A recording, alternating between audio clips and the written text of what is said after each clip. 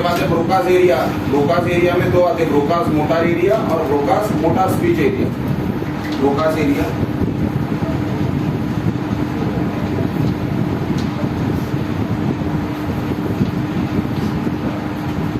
तो directly Broca's speech area लिख रहा हूँ, ठीक है। It translate the thoughts into speech, expression of emotion, intelligence, will power, memory, personality area सब लोकेट होता है फ्रंटल लोब।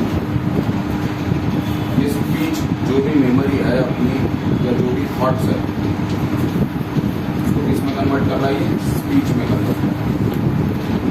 और ये चार फंक्शन को छोड़कर इंटेलिजेंस है, इमोशन है और विल पावर है।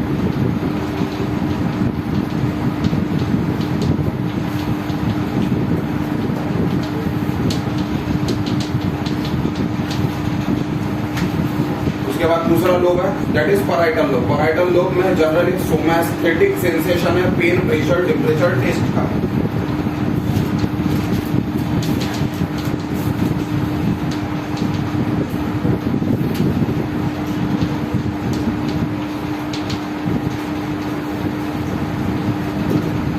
पेन, टेम्परेचर, प्रेशर और टेस्ट, ठीक है। उसके बाद है टेम्पोरल लोब। टेम्पोरल लोब में अपने को देखने मिलता है स्मेल एरिया, हियरिंग एरिया और speech emotion.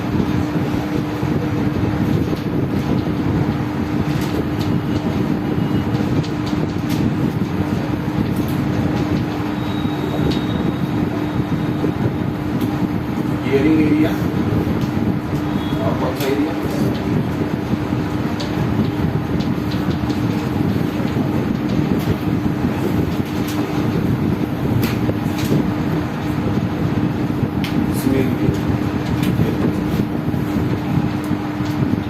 And last occipital. Occipital में सबसे इंपॉर्टेंट आपको को देखने मिलता है विजुअल या विजुअल एरिया, ठीक है। Visual area mainly for vision. एक जगह ऐसी आती है जहाँ पे टेम्पोरल, पैराइटल और ऑसिपिटल ये तीनों मिक्स हो जाते हैं। टेम्पोरल, ऑसिपिटल और पैराइटल। एक पॉइंट ऐसा आता है जहाँ पे टेम्पोरल, ऑसिपिटल और पैराइटल ये मिक्स हो गए, वहां पे बना एक दूसरा एरिया जिसको बोला गया वर्निकेस एरिया। और ये वर्निकेस एरिया डायरेक्टली रिलेटेड है इंटेलिजेंस। पूरी चीजें एक्सप्लेन करता हूँ, पहले लिख लो बस, वो इंटेलिजेंस से रिलेटेड है, ठीक है। उसके बाद है cerebrum show all three types of area, sensory है, मोटर है और एसोसिएशन। सेंसरी, मोटर और एसोसिएशन तीनों एरिया देखने मिलते हैं अपने को। एरिया में तीन एरिया है, एक है सेंसरी, एक है मोटर और एक है एसोसिएशन। उसके बाद है बेसल न्यूक्लियस,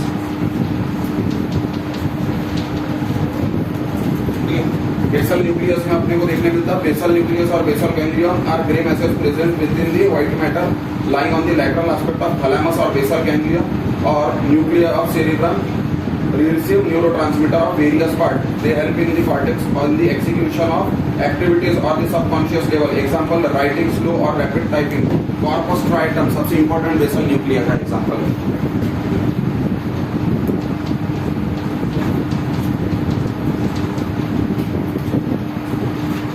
देखो अपन ने किताब को छोड़कर फंक्शन नहीं लिखे, बुक्स को छोड़कर एक भी फंक्शन नहीं लिखा है। अपने पास काफी सारे फंक्शन, थाउजेंड्स ऑफ फंक्शन है, क्यों नहीं लिखा बुक को छोड़कर फंक्शन?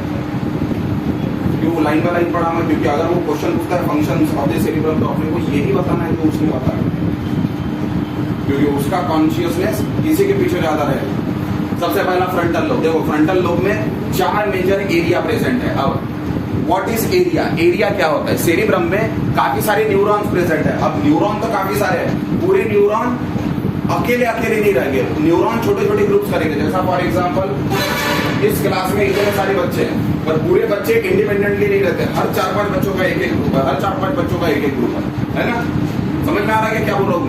ऐसे ही क्लस्टर है न्यूरॉन के, छोटे छोटे क्लस्टर जो न्यूरॉन के डेवलप होते हैं वो एरिया में डेवलप होते हैं, वो एरिया में कन्वर्ट होते हैं। तो सेरिब्रम के पास लोब है और वो लोब वापस किस में डिवाइड होता है? एरिया से। यानी छोटे छोटे न्यूरॉन के क्लस्टर एरिया बनाएंगे, काफी सारे एरिया मिलके लोब बनाएंगे और काफी सारे लोब मिलके हेमिस्फीयर बनाएंगे। इस तरह से चलता है division. Are you getting the point? तो सबसे पहले आएगा area. Area nothing but cluster और एसोसिएशनशिप ऑफ न्यूरॉन, और वो पूरे के पूरे न्यूरॉन एक ही इंक्लिनेशन की तरफ। जैसा फॉर एग्जांपल यहाँ पे जो ग्रुप होंगे 4-5 लोगों का एक ग्रुप है, तो 4-5 लोग में अगर एक वाहियात है तो पूरे 4-5 वाहियात होंगे।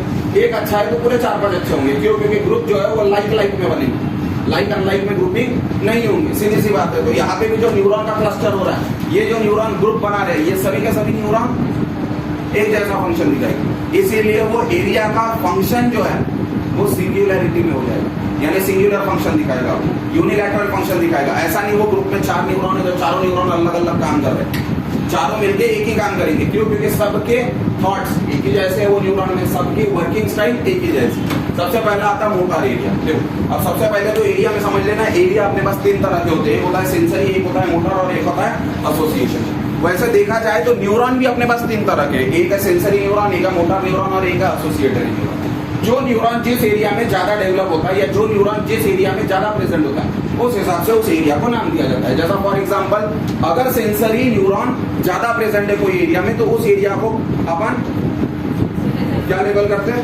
Sensory area. सेंसरी एरिया का क्या काम है? सेंसरी एरिया का काम है कि वो हमेशा एफरेंट सिस्टम डेवलप कराता है। एफरेंट सिस्टम यानी कोई भी इंपल्स अगर ब्रेन की तरफ आ रही है, कोई भी मैसेज अगर बॉडी से ब्रेन की तरफ आ रहा है, तो ब्रेन के कौन से एस्पेक्ट पे जाएगा? ब्रेन के हमेशा सेंसरी एस्पेक्ट पे जाएगा। आई बात समझ में? जैसा फॉर एग्जांपल अपने घर में मेहमान आए तो कौन सा दरवाजे से आएंगे? फ्रंट डोर से या बैक डोर से? बैक डोर से आने वाले को मेहमान बोलते क्या? बिल्कुल वैसा ही कंसेप्ट है। ब्रेन में अगर कोई भी इंपल्स को आना है, कोई भी मैसेज को आना है, कोई भी इनपुट को अगर आना है, तो कौन से रास्ते आएगा? वो सेंसरी। सेंसरी न्यूरॉन लेके आएगा और किस एरिया में आएगा? सेंसरी। फिर सेंसरी एरिया में आने के बाद ब्रेन देखेगा कि उसे कहाँ भेजना। जैसा वो आने के बाद अपन डिसाइड करते हो मेहमान को अपने को हॉल में बैठाना है, किचन में बैठाना है या सिर पे बैठाना है। समझ में आ रहा? वैसे ही एक बार इंपल्स आ गई सेंसरी एरिया में, वो ब्रेन डिसाइड करेगा कि सेंसरी एरिया से इसको कहाँ ढकेलना। सेरिब्रम के कोई लोब में डालना है, फ्रंटल पैराइटल टेम्पोरल ऑसिपिटल में, या सेरिबेलम में भेजना है, या पॉन्स में भेजना है, या मेडुला में भेजना है, या डायनसेफेलर में, जो डिफरेंट पार्ट है वो कहीं पे भी भेज सकता है। वो अकॉर्डिंग टू इट्स नीड, क्या रिक्वायरमेंट है उस हिसाब से वो काम करेगा। ले लोगे पिक्चर। अब सेंसरी इंपल्स जो आई सेंसरी एरिया में, कुछ तो भी मैसेज लेके आई होंगी, मैसेज लेके आई होंगी, तो अपने को उसको कुछ तो भी मैसेज बताना भी पड़ेगा ना। ब्रेन को मैसेज दिया सेंसरी एरिया, तो उसको मैसेज देना पड़ेगा ब्रेन को वापस। वो जो ब्रेन मैसेज देगा वापस, वो किसके जरिए से देगा? मोटर के जरिए से। यानी सेंसरी लेके आया तो मैसेज दे कौन रहा है? मोटर। तो मोटर एरिया मैसेज देने वाला एरिया, यानी ई फ्रंट एक्सिट ई वाला एरिया, ठीक है। तो मोटर एरिया ने मैसेज दिया। अब क्वेश्चन यहाँ पे यह आता है कि सेंसरी ने क्वेश्चन लाया, मोटर ने आंसर दिया, पर जो क्वेश्चन है उसी का आंसर देना पड़ेगा। क्वेश्चन आया ए और आंसर बी का क्वेश्चन आ गया, तो there must be something between A and question और आंसर के बीच में रिलेशन होना चाहिए। ये रिलेशन मेंटेन करने के लिए अपने पास दूसरा area that is known as association area. Association area को ही कॉग्निटिव एरिया बोला जाता है। क्यों? क्योंकि रीजनिंग सबसे जोरदार कहाँ होती है? वही होगी। एसोसिएशन एरिया जितना स्ट्रॉन्ग रहेगा उतने अच्छे तरीके से उस क्वेश्चन का आंसर फ्रेम किया जाएगा। जैसा फॉर एग्जांपल अपन ने गलती से गलती से घर पर हाथ रखे, हाथ वैसे पड़ा रहता, क्या होता? अरे क्या होता?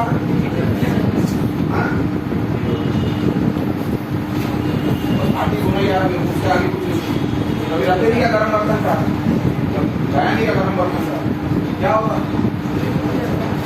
अरे हाथ अपन उठा लेते हैं वहां से, अपन उठाते तो अपनी बॉडी उठाती है, अपने को पता चलता क्या? जब तक अपने को महसूस होता है तब तक बॉडी हाथ उठा चुकी होती है।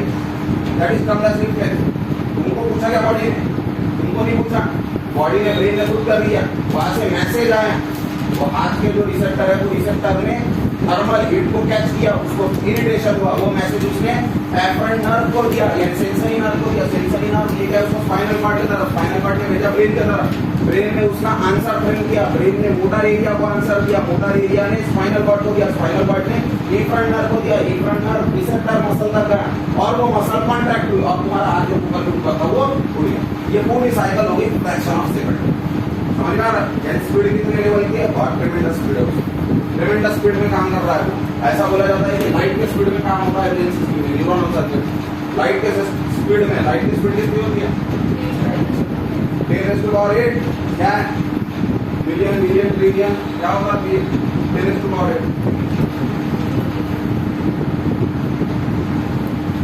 अरे 10⁸ क्या होता? मिलियन होता, बिलियन होता, ट्रिलियन होता। कौन सा मैथ पढ़ रहे हो?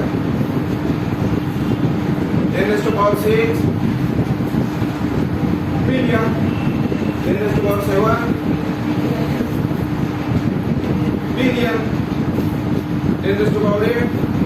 बिलियन, 10⁸ बिलियन, 10 बिलियन के स्पीड में चल रहा है ब्रेन जो है अपना। समझ में आ रहा है कितनी स्पीड है? वैसे 3 तरह के एरिया है, सेंसरी है, मोटर है और एसोसिएशन है। एसोसिएशन एरिया जो है वो एसोसिएशन एरिया एसोसिएट करने में मदद करता है। एसोसिएट करने में जैसा आपने इंडियन सोसाइटी में अरेंज मैरिज करनी है तो बीच में एक मिडल मैन होना चाहिए, मिडल मैन बराबर रहा तो पूरा प्रोग्राम बराबर होगा, यानी दूल्हे के साइड का भी और दुल्हन के साइड का भी। अगर वो मिडल मैन थोड़ा सा लड़खड़ा गया तो गया वो प्रोग्राम। वैसा वो एसोसिएशन एरिया है, वो बैलेंस कर रहा सेंसरी और मोटर के बीच में। अगर एसोसिएशन एरिया ऊपर नीचे हुआ, सेंसरी और मोटर दोनों ऊपर नीचे। अब सेंसरी और मोटर को सिर्फ एरिया के हिसाब से नहीं देखना है, तो सेंसरी अगर ऊपर नीचे हो जाता है तो काफी सारे फंक्शन बॉडी के डिस्टर्ब हो जाएंगे। मोटर अगर ऊपर नीचे होता है तो काफी सारे फंक्शन डिस्टर्ब हो जाएंगे। जैसा फॉर एग्जांपल अगर बॉडी में एक सेंसरी एरिया ब्रेन का अगर वीक हो गया, जैसा फॉर एग्जांपल मान लो राइट साइड ऑफ ब्रेन का सेंसरी एरिया अगर वीक हो गया, राइट सेरिब्रम का सेंसरी एरिया अगर वीक हो गया, क्या प्रॉब्लम देखने मिल सकता है आपने को? लेफ्ट साइड के जो सेंसेशन है वो पूरे के पूरे चले जाएंगे। लेफ्ट साइड के सेंसेशन चले जाएंगे, इसका मतलब वो लेफ्ट हैंड से ना तो पेन पकड़ पाएगा, ना की चीज पकड़ पाएगा, लेफ्ट फुट में ना बराबर टूथ ईयर डाल पाएगा, लेफ्ट आई से बराबर दिखेगा नहीं उसे, लेफ्ट साइड ऑफ माउथ से वो च्यू नहीं कर पाएगा। ये सब सिम्टम रहने देंगे आएगा समझ में? तो सेंसरी एरिया में काफी सारे फंक्शन डील होते हैं, वैसे ही मोटर एरिया में भी होते। अब ये तो एरिया है, इसी एरिया को कैटेगराइज किया अलग अलग हिसाब से। जो रिसर्चर ने बहुत अच्छे से वर्क किया एक प्रॉपर डायगोनल में, उसके हिसाब से नाम दिया। जैसा for example Broca's speech area, Broca's scientist का नाम है, वो वर्निकेज एरिया साइंटिस्ट का नाम है, ठीक है। तो जिसने रिसर्च किया है उस चीज के ऊपर, जिसने बहुत ज्यादा फोकस किया उस हिसाब से नाम दिया। सबसे पहले आते हैं मोटर एरिया की तरफ। मोटर एरिया है तो मोटर एरिया किसको कंट्रोल करता है जनरली? अभी बताया हम, मोटर एरिया किससे रिलेटेड है? ई फ्रंट, ई एग्जिट। और ब्रेन से मैसेज किसके तरफ जाता? मसल के तरफ। हाथ तुमने उठाया ना कुकर के ऊपर से, तो हाथ अपने आप थोड़ी उठा, वहां की मसल कॉन्ट्रैक्ट हुई होंगी, रिलैक्स हुई होंगी, तभी उठा वो। कुछ कॉन्ट्रैक्ट हुई होंगी, कुछ रिलैक्स हुई होंगी, यानी मसल से रिलेटेड है। तो मोटर एरिया किससे रिलेट होगा? मसल की जब भी बात आती है तो मसल में जनरली अपनी मस्कुलर मूवमेंट कैसी है? वॉलेंटरी। अरे अपन अपने मन मर्जी के मालिक है, ऊपर वाले के हिसाब से अपनी मसल आगे पीछे काम नहीं करती, वो अपने हिसाब से करती है। समझ में आ रहा है? तो वॉलेंटरी मूवमेंट है, तो मोटर एरिया वॉलेंटरी मूवमेंट को कंट्रोल करता, मस्कुलर मूवमेंट को कंट्रोल करता। अब जब वॉलेंटरी मूवमेंट का कंट्रोल है तो इनवॉलेंटरी का भी होना चाहिए। तो जब वॉलेंटरी का मोटर है तो इनवॉलेंटरी का प्री मोटर रहेगा। तो प्री मोटर एरिया इनवॉलेंटरी का कंट्रोल है, किसका है? इनवॉलेंटरी का। पर याद रखना ये जो इनवॉलेंटरी का कंट्रोल है ये हायर सेंटर, ये बहुत बड़ा सेंटर है, बहुत बड़ा सेंटर, यानी शायद इसके ऊपर कोई नहीं, ये एएनएस को भी कंट्रोल करता है। एएनएस की इसका मतलब autonomic nervous system, sympathetic parasympathetic system को कंट्रोल करना है। जैसा फॉर एग्जांपल तुम्हारे पीछे कुत्ता भागा तो तुम कुत्ते के पीछे भागोगे या कुत्ते के आगे भागोगे? आगे भागेंगे, ऑब्वियसली कुत्ते की स्पीड से ज्यादा स्पीड रहेंगी अपनी।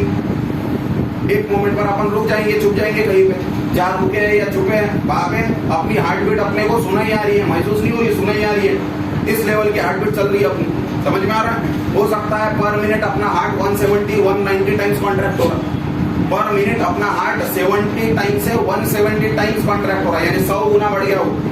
100 गुना नहीं, 100 बीट्स पर मिनट बढ़ गई उसकी। कॉन्ट्रैक्टिलिटी। अब ये जो इंक्रीमेंट हुआ ये उस मोमेंट के लिए हुआ। अगर तुम वही बैठे रहते 15-20 मिनट के लिए तो 20 मिनट बाद सब चीजें नॉर्मल हो जाएगी। तुम्हारा हार्ट बीट जो 170 तक पहुंचा था वो वापस नॉर्मल 70-80 तक पहुंच जाएगा, यानी नॉर्मलाइज हो गया ना तुम्हारा हार्ट बीट। तो ये हार्ट बीट बढ़ना फिर नॉर्मलाइज होना ये तुम्हारे हाथ में है क्या? वो बॉडी के हिसाब से हुआ, और बॉडी के हिसाब से हुआ तो बॉडी में कौन से एस्पेक्ट ने किया ये किया एएनएस। ये जो एएनएस है ये एएनएस ने किया ये चीज।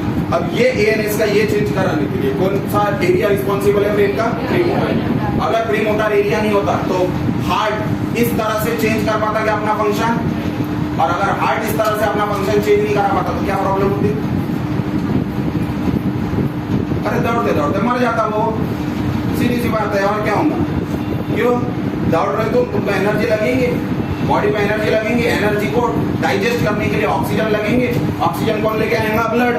अब बैठे हो तो बॉडी बड़े आराम से ब्लड को पंप कर रही है, तो ब्लड बड़े आराम से ऑक्सीजन लेके जा रहा है। यही आराम से अगर दौड़ते समय ऑक्सीजन लेके गया तो सेल को तो ऑक्सीजन मिलेंगी नहीं, जब होना तब फटाफट सेल की डेथ होने लग जाएंगी। क्यों? क्योंकि उनको एनर्जी नहीं मिल रही, ऑक्सीजन नहीं मिल रहा और काम कराया जा रहा है। फटीग में चले जाएगा, मर जाएगा वो सेल। तो ऐसे काफी सारे सेल मर जाएंगे, टिश्यू खराब हो जाएगा, टिश्यू खराब हुआ ऑर्गन खराब होगा, ऑर्गन खराब होने के बाद बॉडी का बचेगी।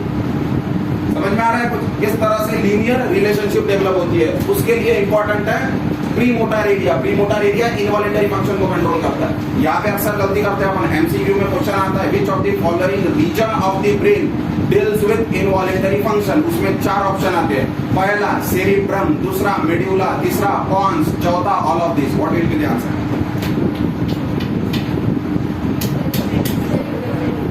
पहला which of the following area of the brain deals with involuntary function? पहला ऑप्शन है सेरिब्रम, दूसरा ऑप्शन है मेड्यूला, तीसरा ऑप्शन है पॉन्स और चौथा ऑप्शन है ऑल ऑफ दिस। क्या आंसर रहेगा? मेड्यूला। क्या ऑप्शन रहेगा? तुमको बताया था इसके पहले पूरी इनवॉलेंटरी फंक्शन अपने बॉडी के मेडुला कंट्रोल करता है। फांसी देते समय अपन देते फांसी, ओडोंटॉइड प्रोसेस एक्सिस वर्टिब्रेई टूट जाती है, मेडुला को जाके ऑब्स्ट्रक्ट कर देती है, ऑक्लूड कर देती है। जैसी मेडुला ऑक्लूड हो गया तुरंत डेथ, उसको पेनलेस डेथ करके डिफाइन किया जाता है। महसूस भी नहीं होता उसको कि वो मर रहा या मर गया, सडनली हो जाता है सब। यानी इंस्टेंटेनियस इनवॉलेंटरी फंक्शन को कौन कंट्रोल करता है? 2 चीजें रहती ना, एक रहता है इंस्टेंटेनियस और एक रहता है रिलेटिव। अभी VI निकालते हैं, PR निकालते ना, इंस्टेंटेनियस वेलोसिटी, रिलेटिव वेलोसिटी। नहीं समझ? स्टेशन पर ट्रेन में ट्रेन चालू हुई तो कौन सी वेलोसिटी है ट्रेन की? इंस्टेंटेनियस। 2 ट्रेन अगल बगल में है, अपन कौन से स्पीड से चल रहे हैं तो वो कौन सी वेलोसिटी है? समझ में आ रहा कुछ? देखो जरा अलग चश्मे से देखो, अपना जो आईना है उसको निकाल के रखो, वो बर्बादी वाला चश्मा है जो अपन पहन के रखते, वो आगे जाने नहीं देगा आपने को। तो वैसे 2 फिनोमिनन यहाँ पे भी है, एक रहेगा इंस्टेंटेनियस कंट्रोल और एक रहेगा रिलेटिव कंट्रोल। ये जो इनवॉलेंटरी मूवमेंट का कंट्रोल है ये रिलेटिव है, ये इंस्टेंटेनियस नहीं है, रिलेटिव है। यानी लॉन्ग टर्म में दिखता ही है। लॉन्ग टर्म यानी मेड्यूला ने तो 2 सेकंड में कार्यक्रम कर दिया, 2 सेकंड में डेथ करा दी ना मेड्यूला ने, फ्रैक्शन ऑफ सेकंड में हो जाती है डेथ, पेनलेस डेथ। ये 2 सेकंड में थोड़ी करा रहा। अभी बताया तुमको हार्ट की बीट 15-20 मिनट में बढ़ेंगी, 5-10 मिनट में कम होगी, वो लगभग 25 से 30 मिनट का समय लेगा, यानी आधा घंटा लेगा। तो आधे घंटे तक ये एक्टिवेटेड है ना, मेडुला आधे घंटे तक एक्टिवेटेड थोड़ी है। यानी कम टाइम स्पैन किसके पास है? मेडुला के पास। यानी ज्यादा पावरफुल कौन है? मेडुला। समझ में आ रहा? उसके बाद तीसरा है एसोसिएशन एरिया। एसोसिएशन एरिया नाम ही दिया उसको, एसोसिएशन यानी एसोसिएट कर रहा। किसके बीच में एसोसिएट कर रहा? सेंसरी और मोटर के बीच में। कोऑर्डिनेशन करेगा, एसोसिएट करेगा यानी कोऑर्डिनेशन करेगा। तो कोऑर्डिनेशन है किसका? सेंसेशन और मूवमेंट। यानी जो भी सेंसेशन अपने बॉडी से आ रही है उसकी मूवमेंट। जैसा फॉर एग्जांपल अपनी उंगलियां किसी के पेट के ऊपर रखे, छोटे बच्चे के पेट के ऊपर रखे, मुस्कुराना चालू करता हूं, तुमने दिए सेंसेशन, वो दिखा रहा मूवमेंट। तो उसके फेशियल मसल मूव कर रहा है, कॉन्ट्रैक्ट रिलैक्स हो रहा है, इसीलिए मुस्कुरा रहा है या कोई एक्सप्रेशन दे रहा अपने को। Are you getting the point? तो जो भी सेंसेशन आएगा उस हिसाब से मूवमेंट हो रही है बॉडी में, वो कौन करा रहा है? एसोसिएशन। मैं एग्जांपल दिया, वो वैसे लाखों एग्जांपल है अपने पास। अरे बॉडी में कितने सारे सेंसरी फंक्शन तुम करा सकते हो। जैसा फॉर एग्जांपल किसी को अगर खील चुबाते हो तो उसके अलग मूवमेंट देखने मिलेंगे अपने को। तो हर चीज का अपने सेंसेशन के हिसाब से मूवमेंट रहता है, और वो कौन कंट्रोल करता है? एसोसिएशन। उसके बाद अब Broca speech area. Broca speech area यानी जो भी थॉट है वो थॉट को किसमें कन्वर्ट करता है? देखो, जनरेशन या प्रोडक्शन ऑफ वॉइस किसके हाथ में? और 2 है, लैरिंक्स और टंग। ऐसा बोलने का सिर्फ लैरिंग्स बोल के नहीं छोड़ने का, लैरिंग्स ने साउंड बनाया, वो साउंड को पिच देने का काम, फ्लिप करने का काम टंग का है। बिना टंग के तुम बोल नहीं पाओगे, वैसे तो बिना लैरिंग्स के भी नहीं बोल सकते। दोनों का एक्टिव पार्टिसिपेशन है, पर ये दोनों चीजें साउंड प्रोड्यूस करती है। क्या प्रोड्यूस करती है? वो साउंड जो प्रोड्यूस हुआ, उस साउंड को एक्चुअल एक्सप्रेशन में कन्वर्ट करने के लिए उसको स्पीच बोला जाता है। यानी साउंड प्रोड्यूस हुआ, इसका मतलब वो ऑडिबल है या अपने बॉडी को एक्सेप्टेबल है, ऐसा नहीं। साउंड यानी कोई भी चीज, जैसा ये घूम रहा है अभी, आवाज का है, दैट इज साउंड। मैं जो बोल रहा हूँ वो तुम्हारे कानों तक आ रहा है, तुमको कुछ समझ रहा है, दैट इज स्पीच। दोनों का फर्क समझ में आया? साउंड का प्रोडक्शन कौन करता है? लैरिंग्स और टंग। स्पीच का प्रोडक्शन कौन करता है? लैरिंग्स और टंग। क्योंकि स्पीच बनाने के लिए साउंड बनना पड़ेगा, अगर साउंड नहीं बनेगा तो स्पीच बनेगी क्या? नहीं। पर स्पीच को एक मीनिंग प्रेजेंट है, वो मीनिंग लाने के लिए ब्रोकास एरिया, वो मीनिंग लाने के लिए। जैसा फॉर एग्जाम्पल किसी ने पूछा व्हाट इज योर नेम, तो तुम बोल रहे हो my name is Ram.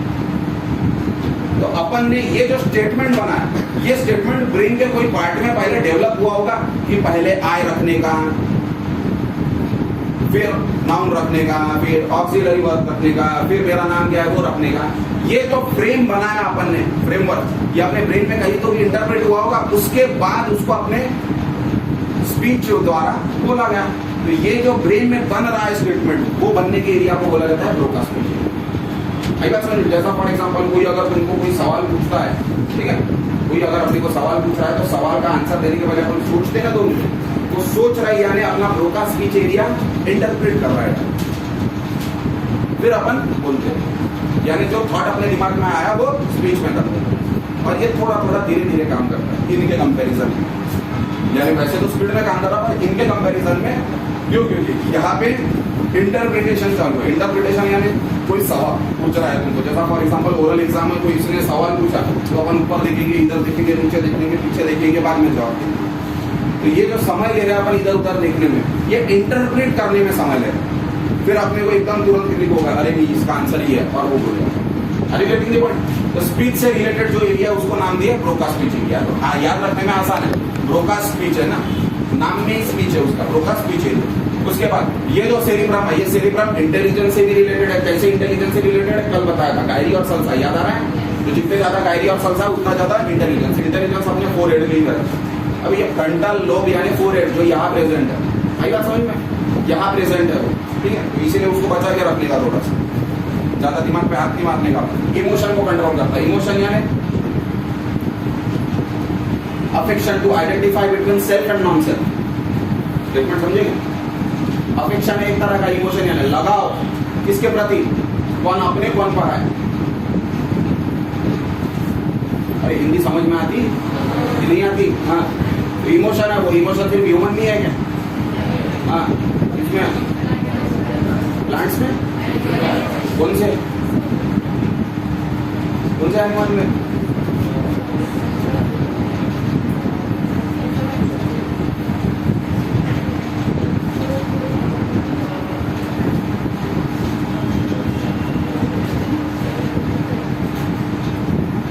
Monkey को देखो, अपन मंकी से डेवलप हुआ। मंकी, अगर मंकी को कोई छोटा सा एक आधा बेबी है, तो उस बेबी को अगर कोई हाथ लगा देता तो? अभी बीच में एक इंसिडेंट हुआ था, पता नहीं तुमको पता है नहीं, बीड़ नाम का एक डिस्ट्रिक्ट है महाराष्ट्र में, अब एक इंसिडेंट हुआ था। 2-3 कुत्तों ने वो मंकी के एक बेबी को मार दिया। पता नहीं वो पहले जन्म से वो मंकी का और कुत्ते का जरा पड़ता है, उनके बीच में क्या प्रॉब्लम है पता नहीं, थोड़ा सा एटीट्यूड का प्रॉब्लम है कि क्या है, नहीं जमता दोनों। एक आध बंदर दिखा तो 10-15 कुत्ते उसके पीछे दौड़ते, और एक आध कुत्ता दिखा तो 10-15 बंदर उसके पीछे दौड़ते, होता है वो। अब देखो तुमको बताता है, वो मंकी का एक बेबी था छोटा सा, वो बेबी को मार दिए कुत्तों ने, मार दिए तो मदर है अभी मंकी, तो उसका पूरा ग्रुप था, वो 5-6 मंकियों ने उस पूरे रीजन के 240 कुत्तों को मारे 15 दिन में। कितने कुत्तों को मारे? मारते भी कैसे थे? उठा के लेके जाते थे बिल्डिंग के ऊपर और वहां से फेंकते थे ट्रैफिक के ऊपर। पढ़े नहीं तो न्यूज़पेपर में सब आता बेटा, न्यूज़पेपर पढ़ते हैं। क्या बता रहा है ये? उसके ऊपर काफी अच्छे एडिटोरियल्स भी है। क्या दर्शाता है ये मंकी का बिहेवियर? वायलेंट बिहेवियर हो गया ना, वो क्रूअल बिहेवियर हो गया ना। अब वो मंकी और कुत्ते के जगह पर अगर तुम कोई दो इंसानों को रखते हो, कोई भी XYZ नाम के, तो तुमको पूरी क्राइम पेट्रोल की स्टोरी मिली ना। एक ने मारा तो उसने उसके पूरे फैमिली को मार दिया। समझ में आ रहा है क्यों बता रहा मैं? ये इमोशंस है, और ये इमोशन के लिए ही तो चल रहा है सब। ये जो इंक्लिनेशन है ना सेल्फ नॉन सेल्फ के बीच में, ये और ये इमोशन बहुत अच्छे से डेवलप होता है फ्रंटल लोब। किसी किसी में बहुत ज्यादा इमोशन प्रेजेंट होता है, इतना ज्यादा इमोशन प्रेजेंट होता है कि वो इमोशन के नाते से कोई भी चीज कर नहीं पाता या बोल नहीं पाता। और कोई कोई इतने पत्थर दिल होते कि उनमें इमोशन नाम की कोई चीज नहीं, उसको फर्क नहीं पड़ता। वैसे दोनों देखने मिले अपने को, यानी कोविड ने काफी लोगों को एक्सप्लोर किया, काफी लोगों के बीच के डिस्टेंस को खत्म कर दिया, तो काफी लोगों के बीच में डिस्टेंस तैयार भी कर दिया। जैसा फॉर एग्जांपल कोई वाइफ्स ऐसे भी थे जिनके हस्बैंड जब कोविड पॉजिटिव हुए, वो कोविड नेगेटिव है पर हस्बैंड कोविड पॉजिटिव है, तो हस्बैंड की देखभाल करने के लिए वो 15-15, 20-20 दिन तक कोविड वार्ड में रहे, यानी उतने बड़े वायरल लोड की जगह पर रहे जहाँ पे डॉक्टर तक रहना पसंद नहीं करते थे 24/7, और 24/7 15-15, 20-20 दिनों तक रहे। और कुछ ऐसे भी हैं जिनको जैसे ही पता चला कि कोविड पॉजिटिव, उन्होंने पूरे रिश्ते तोड़ दिए। तुम्हारा देखो मरने के बाद बॉडी तक उन्होंने क्लेम नहीं किया। ऐसे दोनों तरह के देखने मिलते हैं। ये इमोशंस को डेवलप है, ये बताता है इमोशन, ठीक है। और ये इमोशंस के आगे पीछे कौन है, तो इनका इम्पैक्ट जोरदार आता है इमोशन। देखो इमोशन और इंटेलिजेंस साथ साथ नहीं चल सकते। ज्यादा इंटेलिजेंट कम इमोशन वाला रहता है, और कम इंटेलिजेंट ज्यादा इमोशन वाला रहता है। यानी माँ बाप अक्सर उसी के पास मिलेंगे जो कम पढ़ा लिखा है। नहीं समझे? जो कम पढ़ा लिखा होगा वो ऑटोमेटिकली गरीब होगा, उसी के पास माँ बाप मिलेंगे। जो ज्यादा पढ़ा लिखा होगा वो अच्छे पोजीशन पर होगा, उसके पास माँ बाप कभी नहीं मिलेंगे। क्यों? क्योंकि इमोशन उसके पास कम, तो उसका अफेक्शन नहीं है ना उसकी चीज के तरफ। अरे प्रैक्टिकली देखो ना, तुम सोसाइटी में ऐसा देखने मिलता है या नहीं मिलता? मैं जो बोल रहा हूँ ये सोसाइटी की चीजें है जो बता रहा हूँ तुमको, और ऐसा देखने मिलता है, ऐसा ही होता है। क्यों? क्योंकि इमोशन हमेशा इंटेलिजेंस के साथ खेलता है। ऐसा ना बोलते हुए इंटेलिजेंस इमोशन के साथ खेलता है, ऐसा सोचो। लास्ट विल पावर, अपने बॉडी के विल पावर को कंट्रोल करना, ये फ्रंटल लोब का काम। विल पावर को यानी विल को, what is mean by word will? हिम्मत। यहाँ पे वो विल का वर्ड है, मतलब है हिम्मत। विल वर्ड हिम्मत मतलब जब अपने को फॉर एग्जाम्पल पता है कि इसी रास्ते से जाना है, दूसरा रास्ता है नहीं, रात के 1:30-2 बजे है, लाइट नहीं है, पूरा अंधेरा है, अपन अकेले हैं और अपने पास ऑप्शन नहीं है, फिर भी इधर उधर किसी का नाम लेके अपन बढ़ते आ रहे हैं। तो वो जब जा रहे हैं अपन, दैट इज विल पावर। वो जो अपन हिम्मत की ना वहां से जाने की, that is nothing but will power. समझ में आ रहा था? उस समय में ये वाला पार्ट अपने ब्रेन का बहुत ज्यादा एक्टिव रहता क्या एक्टिव उस समय। तो उस समय जब जा रहे हो तुम अकेले, तो देखो ख्याल भी दिमाग में अलग अलग है। क्यों? क्योंकि ये एरिया इधर इंटेलिजेंस से रिलेटेड है ना, भले वो दिमाग से पैदा लूंगा पर उस समय वो बहुत इंटेलिजेंट है, क्योंकि फुल्ली एक्टिव है ना वो एरिया। फुल्ली एक्टिव है तो उसको ऐसा लगता है कि हो सकता है मेरे को आगे जाते जाते राम भगवान मिल जाए, हो सकता है रावण मिल जाए, क्या पता। यानी दोनों तरफ से आते हैं, पॉजिटिव थॉट भी आते हैं और निगेटिव थॉट भी आते हैं। यहाँ पे राम और रावण का जो एग्जाम्पल दे रहा है वो पॉजिटिव और निगेटिव थॉट को डिफरेंशिएट करने के लिए। अब वो थॉट जो आ रहे हैं वो दोनों आ रहे हैं, इसका मतलब विल पावर किससे रिलेट हो गया यहाँ पे? इंटेलिजेंस। तो हमेशा याद रखना है इंटेलिजेंस पहले नंबर पे आता है और उसकी टेंडेंसी है हर चीज से रिलेट होना। पर हर चीज में इंटेलिजेंस लगाना अच्छी बात नहीं होती है। हर चीज में इंटेलिजेंस नहीं लगाना। जैसा किसी किसी को होता है मेरे को दिमाग दिया ऊपर वाले ने, मैं होशियार हूँ, ऐसा सब लोग बोलते, तो घर में कोई भी चीज खराब हुई तो वही रिपेयर करने के चक्कर में पूरा खराब करके रखते हैं। कैसा इंटेलिजेंस वही अप्लाई किया जाता है जहाँ जो तुम्हारा फील्ड है, जो तुम्हारा स्पेस है, जो तुम्हारा हॉरिजॉन, बाकी के चीजों को हाथ नहीं लगाना चाहिए। क्यों? क्योंकि इससे क्या होता है, ये जो इंटेलिजेंस है इसको तुम मिसमैच करना स्टार्ट कर देते और ये इंटेलिजेंस मिसमैच हो जाएगा तो ये हर जगह रिलेट हो जाएगा, इधर भी इधर भी इधर भी इधर भी और इधर भी इधर, और ये प्रॉब्लम क्रिएट करेगा।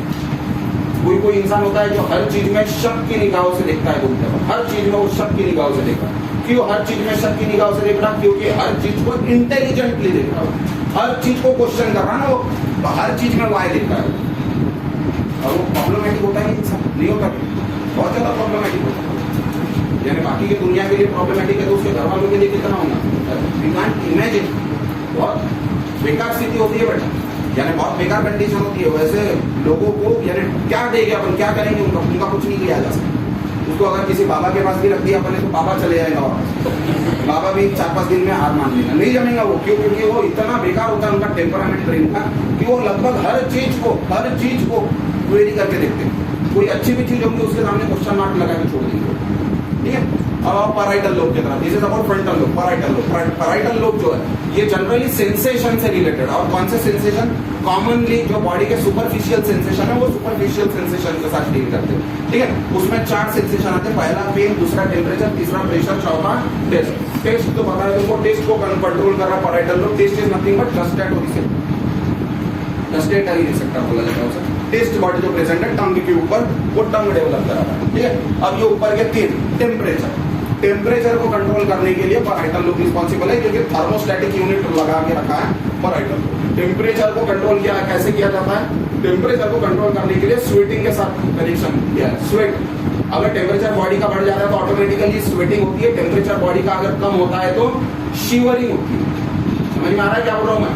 टेम्परेचर बॉडी का मेंटेन किया जाता है with the help of sweating and shivering. अगर बॉडी का टेम्परेचर राइज हो गया, बॉडी में स्वेटिंग स्टार्ट हो गई, पसीना आ रहा है। बॉडी का टेम्परेचर कम हो गया, बॉडी में शिवरिंग हो रही, कांप रही है बॉडी। दोनों देखा जाता है। समर में टेम्परेचर बढ़ जाता है करके क्या हो रही है? स्वेटिंग। विंटर में टेम्परेचर कम हो गया इसीलिए क्या हो रही है? शिवरिंग, ठीक है। उसके बाद है पेन।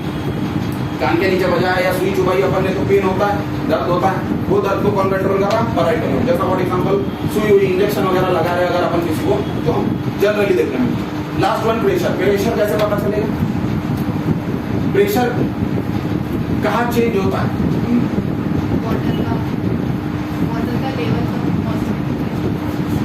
नहीं, अपने बॉडी में प्रेशर कब कम जाता है? प्रेशर ये कौन सा प्रेशर है पहले ये बताओ।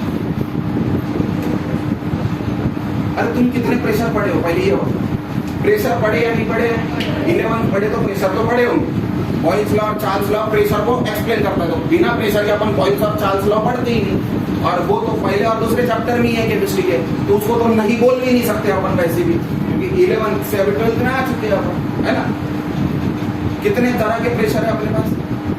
2 तो कॉमन प्रेशर है तुम्हारे पास, एक ऑस्मोटिक प्रेशर और एक एटमॉस्फेरिक प्रेशर, और दोनों पर कितने बार मैं यूज किया हूँ उसकी आइडिया भी दिया हूँ। एटमॉस्फेरिक प्रेशर वाटर का प्रेशर, ऑस्मोटिक प्रेशर वाटर का प्रेशर, एटमॉस्फेरिक प्रेशर एयर का प्रेशर, एयर का प्रेशर, ठीक है। अपने बॉडी को दोनों प्रेशर का इम्पैक्ट पड़ता है, वाटर का भी और एयर का भी। और वाटर का एटमॉस्फेरिक प्रेशर को परसीव करने के लिए ऑस्मो रिसेप्टर प्रेजेंट है, वो डील कर लेते हैं। और अगर ऑस्मो यहाँ पे आते हैं वो, ये जो प्रेशर है, ये प्रेशर में 2 तरह के रिसेप्टर आते हैं। एक ऑस्मो रिसेप्टर जो ऑस्मोटिक प्रेशर को मेंटेन करते हैं, और मैकेनो रिसेप्टर जो एयर प्रेशर को मेंटेन करते हैं। ऑस्मो रिसेप्टर अगर ट्रिगर हो गया, इसका मतलब ऑस्मोटिक प्रेशर बॉडी का कम हो गया, तो पैराइटल लोब क्या बोलेगा बॉडी को?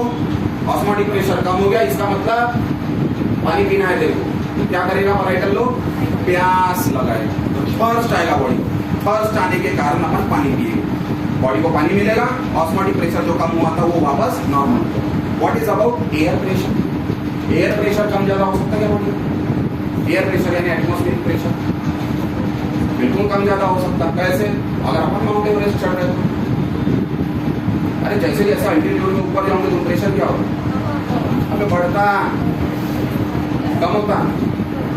हाँ, जैसे जैसे खाई में जाओगे तो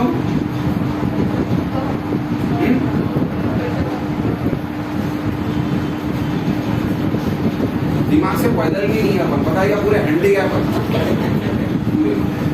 जिसने जहां ढकेला गए वहां।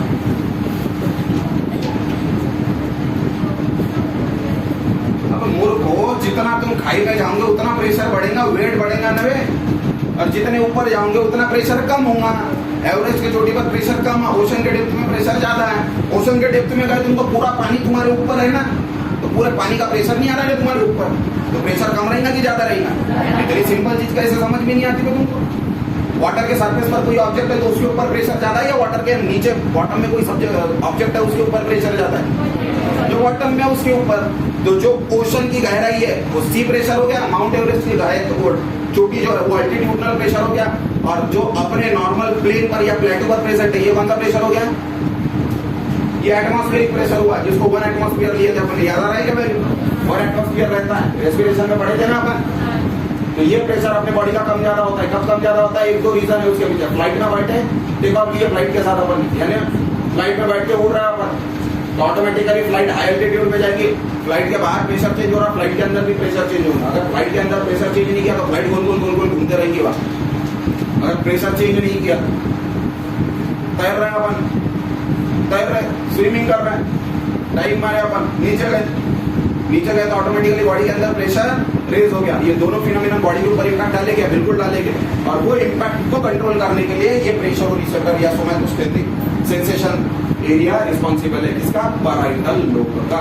ये प्रेशर को मेंटेन करता है। ऐसे चारों सेंसेशन को डील करता है कौन, पैराइटल लोब। ये 4 सेंसेशन याद रखना है। इसमें टच आएगा क्या, टच टच टच टच का मतलब समझ में आता नहीं है। अगर छोटा बेबी है 15 दिन 20 दिन का, उसको बराबर दिख भी नहीं रहा, इनफैक्ट उसके आंख भी झटके रखे अपन ने कपड़ा डाल के, रो रहा है, उसके माँ ने अगर ऐसा हाथ रख दिया उसके बॉडी के ऊपर चुप हो जाएगा। उसको दिखा नहीं, उसने देखा नहीं मदर है या नहीं है, क्योंकि वो आइडेंटिफाई नहीं कर सकता मदर में और बाकियों में। विजन डेवलप होने का है ना उसका। फिर भी मदर का हाथ जैसी रखा, दादी ने हाथ रखा और ज्यादा रोएगा, पिताजी ने हाथ रखा रोते रहेगा, मदर ने हाथ रखा चुप हो जाएगा, फ्रैक्शन ऑफ सेकंड में शांत हो गया। क्या था मदर के हाथ में ऐसा जादू, उसने परसीव किया वो टच को। वो जो टच है that is nothing but a pressure. अरे जो टच है वो टच नहीं, प्रेशर है। अरे वही टच अगर फोर्सफुल लगाते अपन तो डेवलप करता है नहीं करता प्रेशर। अब वो टच तुम कैसे दे रहे हैं उस हिसाब से। उसके बाद टेम्पोरल लोब के तरफ, टेम्पोरल लोब की अगर बात करते तो टेम्पोरल लोब में 2 सेंसेशन प्रेजेंट है, एक है हियरिंग और एक है स्मेल। हियरिंग यानी सुनना, ऑडिटरी, क्या चल रहा है अभी वो सुन रहे हैं, जो आधे सुन रहे हैं उनका काम कर रहा है, जो आधे सोए हैं उनका कहीं काम कर रहा है। तो हियरिंग सेंसेशन जो है वो अपने हाथ में, हियरिंग सेंसेशन को किस तरह से अपन विकसित कर सकते हैं ना। जनरली अपन गलत चीजें सुनने में इस्तेमाल ज्यादा करते हैं, क्योंकि अपने को अच्छी चीजों में करना चाहिए। अपनी कमियां अगर कोई बता रहा है तो वो अपन सुनना नहीं चाहेंगे, दूसरों की कमियां कोई गिना रहा है, बताओ और बता, तो उस तरह से। दूसरा स्मेल, स्मेल सेंसेशन यानी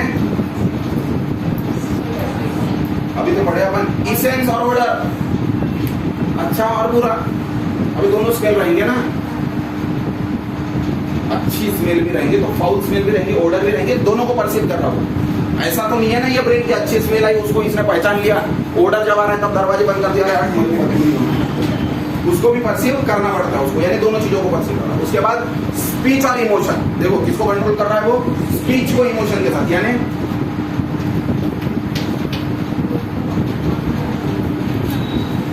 अगर किसी को कोई दर्द है तो बात करते समय वो दर्द झलकता है उसके आवाज में, उसके टोन में, उसके एक्सप्रेशन में, वो इमोशंस को चेंज कर दिया। जैसा फॉर एग्जांपल अगर 20 साल 25 साल बाद माँ और बेटी मिल रही है कहीं, तो दोनों के बीच में जो कम्युनिकेशन हो रहा है, जैसे ही मिले वो समय का जो कम्युनिकेशन हो रहा है उसको इमेजिन कर सकते क्या तुम। वो जो कम्युनिकेशन है that is full of emotion with speech. अबे जिसको खुशी के आंसू बोलते हैं, समझ में आ रहा, that is emotion with speech. यानी स्पीच तो है पर वो स्पीच में काफी सारा इमोशन है। ये इमोशन हम लगता है, ये इमोशन में इंटेलिजेंट हावी था, इंटेलिजेंट हावी था, वहां पे इंटेलिजेंट का रोल ही नहीं है, ठीक है। उसके बाद ऑसिपिटल लोब, ऑसिपिटल लोब की अगर बात करें तो ऑसिपिटल लोब में विजुअल एरिया देखने मिलता है, विजुअल एरिया, विजन का एरिया ज्यादा डील करता है। उसके बाद टेम्पोरल, ऑसिपिटल और पैराइटल, ये तीनों को जब ऐड कर देते यानी ऐसा पार्ट जहाँ पे टेम्पोरल भी है, ऑसिपिटल भी और पैराइटल भी है, यानी ये वाला पार्ट, कान के ऊपर का पार्ट, ये वाला पार्ट अच्छे से देखना, ये पैराइटल लोब है, कान का ऑसिपिटल लोब है और कान का टेम्पोरल लोब है और पीछे ऑसिपिटल लोब, यानी ये रीजन में तीनों लोब सारे आ रहे, तीनों लोब। ये तीनों लोब का जो पॉइंट है इसे बोले वर्निकेस एरिया, ये सबसे खतरनाक रहता है। Highly intelligent area, intelligent area यानी कॉग्निटिव बिहेवियर दिखाने के लिए रिस्पॉन्सिबल है, वो बहुत ज्यादा सोचता है। क्यों? क्योंकि उसके पास एक की ताकत नहीं है, 3 लोग की ताकत है ना। अरे तीनों लोग है ना उसके कंट्रोल में, तो तीनों लोग से काम करवाएंगा ना वो। जब तीनों लोग मिल जाएंगे तब तो पहला तो वैसे भी इंटेलिजेंट का काम कर ही रहा, वो वर्निकेस ने ये बचे हुए 3 को भी भिड़ा दिया इंटेलिजेंट काम करने के लिए, तो अभी पूरे ब्रेन ही इंटेलिजेंट काम कर रहा है ना। यानी थिंकिंग जो है वो एकदम हायर ऑर्डर की होंगी ना, समझ में आ रहा क्या? वैसे अपनी नहीं होती। अपना ये जो एरिया ये पूरा ऐसा ठंडे बस्ते में पड़ा है, ठंडा है वो, उसको चाबी भी नहीं भरे तो कुछ नहीं, वो पूरा धूल खाते हुए बैठा है, तो उसका थोड़ा सा बाहर निकालो, उसको नहलाओ धुलाओ, केयर करो उसको, चाबी वाबी डालना चालू करो उसको। 5-6 महीने में अगर काम करना चालू कर देता है तो थोड़ा सा आगे ढकेल देंगे आप लोग, आगे यानी बहुत आगे लेके जाएंगे। उसके बाद है बेसल न्यूक्लिया। बेसल न्यूक्लिया क्या है? कल का याद करो, सेरिब्रल कॉर्टेक्स कौन से मैटर से बना है? ग्रे मैटर से। सेरिब्रल मेडुला कौन से मैटर से बना है? तो बाहर का एरिया ग्रे मैटर से बना है। ये ब्रेन जो है, ये ब्रेन का बाहर का एरिया ग्रे मैटर से बना है ऐसा, और ये अंदर का एरिया व्हाइट मैटर से बना है। क्लियर हो रही है पिक्चर? अब ये व्हाइट मैटर में अगर ग्रे मैटर थोड़ा थोड़ा सा प्रेजेंट हो जाता है तो अपने को ऐसे ग्रे मैटर के पैचेस दिख रहे हैं व्हाइट मैटर के अंदर, दिख रहे या नहीं दिख रहे? जैसे वो केक के अंदर चेरी वगैरह रहती है बिल्कुल वैसे ही दिख रहा वो व्हाइट मैटर के अंदर अपने को ग्रे मैटर के पैचेस दिख रहे हैं। ये जो पैचेस है ग्रे मैटर के, इन्हीं पैचेस को बोला जाता है बेसल न्यूक्लियस। अब ये सेरिब्रम के बेस में प्रेजेंट है, इसीलिए नाम दिया उन्हें बेसल न्यूक्लियस। क्या नाम दिया? Basal nucleus are nothing but presence of grey matter inside the white matter. Terminology आ रहा है। नॉर्मली कॉर्टेक्स जो बाहर का एरिया है ब्रेन का वो ग्रे मैटर से बना होता है। यहाँ पे उल्टा हो गया, जहाँ पे व्हाइट मैटर है उस व्हाइट मैटर के अंदर थोड़ा थोड़ा सा ग्रे मैटर प्रेजेंट है पहले। तो basal nuclei are nothing but presence of grey matter inside the white matter. It is termed as basal nucleus. Basal nucleus अलग अलग तरह के होते हैं, उसमें एक रेड न्यूक्लियस भी है जो काफी सारे इनवॉलेंटरी फंक्शन को कंट्रोल करता है। उसमें एक एग्जांपल दिया है बुक ने, कॉर्पस स्ट्राइटस का। ठीक है, ये जो बेसल न्यूक्लियस होते हैं, ये बेसल न्यूक्लियस सिक्रीशन कराते हैं। किसका सिक्रीशन कराते? Secretion of neurotransmitter. किसका सिक्रीशन करा रहा वो? न्यूरोट्रांसमीटर का। अब ये न्यूरोट्रांसमीटर 2-3 तरह के होते हैं अपने पास। एक होता है एसिटिलकोलिन, एक होता है डोपामिन, एक होता है गाबा।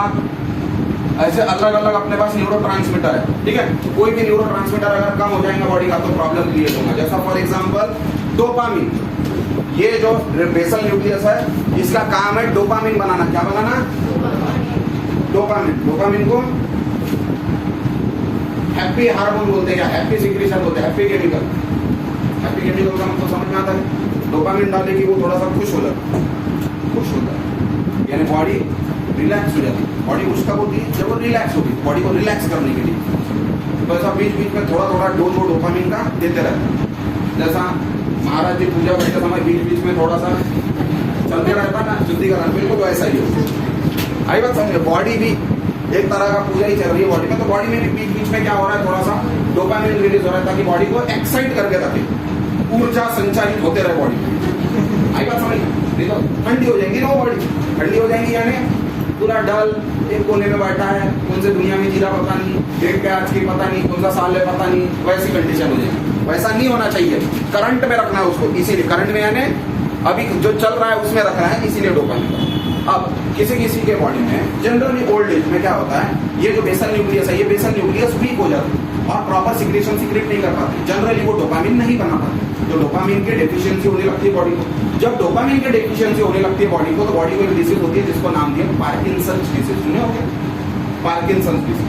पार्किंसंस डिसीज यानी कॉग्निटिव रिजिडिटी। बुलक कार्ट देखे? बुलक कार्ट बैलगाड़ी देखे तो होंगे, चला ही नहीं, बैठे नहीं, पर देखे तो सही। उसका व्हील भी देखे होंगे। उसका जो व्हील होता है वो कैसे घूमता है? ऐसा पूरा कंटिन्यूअसली नहीं घूमता, ऐसा रुक रुक के घूमता है। अपने गाड़ी का चक्का ऐसा घूम रहा है, बुलक कार्ट का व्हील ऐसे घूम रहा है। फर्क समझ में आ रहा है दोनों में? रुक रुक के। तो पार्किंसन डिसीज वाला जो पेशेंट है उसमें वही फीचर देखने मिलता है। अपन कैसा चलते, चलना चालू किए तो अपन चल रहे हैं, वो ऐसा नहीं चलता पार्किंसन वाला। पार्किंसन वाला ऐसा डालेगा एक बार, फिर पीछे आएगा, फिर ऐसा दूसरा बार डालेगा, फिर पीछे आएगा। समझ में आ रहा? यानी आगे बढ़ रहा, थोड़ा पीछे आ रहा, 50% आगे बढ़ा, 20% पीछे आया, यानी कितना चला हो 30%। ऐसा धीरे धीरे धीरे धीरे। अगर लिखने दोगे तुम तो हाथ उसका ऐसा हिलेगा, यानी कभी फर्स्ट लाइन से लिखते लिखते कब 5वीं लाइन तक पहुंच गया उसी को पता नहीं होता है। ऐसा देखने मिलता है और ओल्डर पॉपुलेशन में ज्यादा देखने मिलता है, दैट इज पार्किंसन। आई बात समझ में? कैसे समझोगे तुम पार्किंसन है या नहीं है? पार्किंसन पहले माइल्ड रहेगा, फिर बढ़ेगा, मॉडरेट होगा और ज्यादा होगा तो सीवियर होगा। सीवियर हो गया तो घर भी पड़ा रहेगा। अरे काफी बड़े बड़े लोग जो है इनको पार्किंसन है अपने इंडिया में, खास करके बहुत सारा पॉलिटिशियंस को होती है डिसीज। क्यों? दिमाग का इस्तेमाल उनके जैसा कोई नहीं करता। कहाँ से निकालना, कहाँ छुपाना, वैसे दिमाग उनके जैसा कोई इस्तेमाल कर सकता। अब ये इस्तेमाल किया हुआ जो दिमाग है कहीं पे तो ये खराब होगा, तो जब वो 70-75 साल का होता है तो उसको पार्किंसन होता ही होता है। कैसे पहचान में आता है अपने को पार्किंसन हुआ? बड़ा आसान तरीका, चावल देने का उसको खाने के लिए। चावल बिरयानी नहीं खा पाऊंगा चावल तो, पर हाथ से खाने के लिए नहीं बोलना, उसको स्पून से खाने के लिए बोलना। समझे क्या? गिरेगा वो चम्मच से भरा चावल, यानी चावल उठा उसने चम्मच में, मुंह में खाली चम्मच जा रहा है, चावल पूरा गिर गया। वो फीचर है कि ट्रेमर्स प्रेजेंट है उसके बॉडी में, हाथ में ट्रेमर्स प्रेजेंट है, ये पहला फीचर। या दूसरा, अगर पहचानना है तो पेपर दो उसके हाथ में, एक आधा पेपर था उसको बोला ऐसा पकड़े, वो पेपर ऐसा पकड़े। अगर पेपर सीधा रहेगा तो नॉर्मल है, पर पार्किंसन वाले का पेपर सीधा रहेगा क्या ऐसा?